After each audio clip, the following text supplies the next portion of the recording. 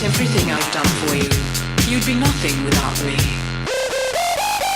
Why don't you answer me?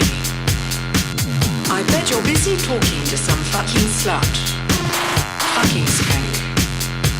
Is she hotter than me? Would you fuck me? Are you gay?